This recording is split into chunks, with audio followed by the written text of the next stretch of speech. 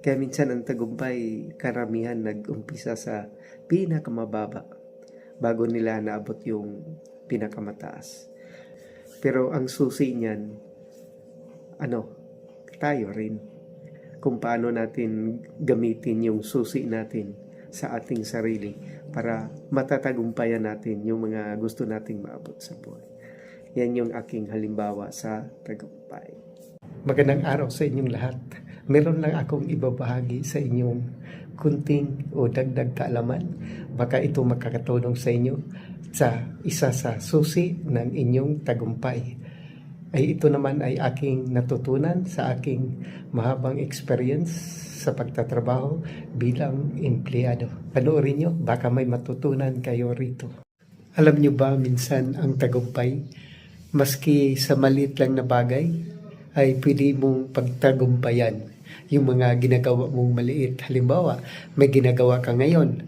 Di ba pag natapos mo yon, parang masarap yung pakiramdam mo. Ibig sabihin, nagtagumpay ka. Kasi ang kasiyahan ng tao sa pamamagitan niya ng ating tagumpay. Hindi binabasihan yung gaano kalaki yung ating tagumpay. Basta may nagawa tayo, natapos tayo sa ating sarili, sa ating buhay, sa ating ginagawa na binibigay sa atin.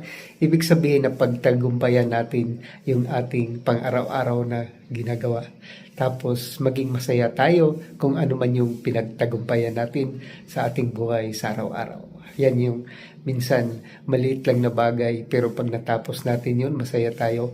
Ibig sabihin na tagumpayan natin yung mga bagay-bagay na nagpapasaya sa ating buhay. Kumbaga sa ating buhay, tayo ay may kanya-kanyang susi. Binigyan tayo ng susi kung paano natin ito gagamitin para tayo magtagumpay. Kaya yan yung isa sa binigay sa atin ng ating Panginoon, yung susi kung paano natin ito gamitin para ang bawat susi na binigay sa atin, kung paano natin ito matatagumpayan at yung gusto nating maabot sa ating buhay o makamit ay nasa pamamagitan ng susi na hawak natin sa ating palad o kaya sa ating mga kamay. Kaya yun ang tandaan natin, na ang susi ng tagumpay ay nandito sa ating kamay. Kasi sa tingin ko, lahat ng bagay ay may susi. Paano ka makapasok sa iyong bahay kung wala kang susi? Paano mo paandarin yung sasakyan kung wala kang susi? Paano ka makapasok sa opisina kung wala kang susi? Kaya sa tingin ko, lahat ng bagay ay may susi, at kung paano magtatagumpay, ang susi na yan ay nasa iyong kamay. Kaya minsan pag nag-apply ka ng trabaho, ano mang hinahanap nila, diba, yung experience o kaya yung mahabang experience. Kaya minsan isa yan sa pinakasusi ng ating tagumpay sa ating buhay ay ang ating experience. Diba minsan pag nagtatrabaho tayo, para kumbaga kung ang ating pakiramdam ay relax tayo, tapos masaya tayo, minsan isa rin yan sa sa hinahanap ng mga company na ating pinapasukan, yung bang komportable sila sa bawat isa. Kaya minsan ang ating attitude, kaya pag-uugali, nakabase rin yan sa ating performance kung paano natin ginagawa. Kasi minsan yung pagkakataon binibigyan sa iyo dahil may nakakitaan silang sa iyo na gustuhan. Ito tip ko sa inyo nung binigyan ako ng pagkakataon na makapasok dito sa opisina namin. Pag wala akong ginagawa, ang ginagawa ko, pumupunta ko sa mga kasamahan ko o kaya sa ibang department na nagtatanong kung may papagawa sila o kaya kung ano yung maitulong ko na mapagaan naman yung kanilang ginagawa araw-araw. Maski lang, basta may maitulong ka sa kapwa mo. Tapos may mga pinapagawa sila sa akin. Tapos minsan pag wala akong ginagawa, tinatanong ko sila kung paano nila ginagawa yung trabaho nila. Kasi yung mga trabaho nila, paulit-ulit lang yan na ginagawa. Kumbaga kung ano yung ginawa nila ngayon, bukas ganun din. So paikot-ikot lang yan. Kung ilang taon, pabalik-balik. So ikaw, maski minsan di ka tapos na pag-aral, pwede mo gawin pag binigyan ka ng pagkakataon na matuto. So ang ginawa ko, sinulat ko siya kung ano yung unang gagawin, sunod na gagawin, minsan dito drawing ko pa yan.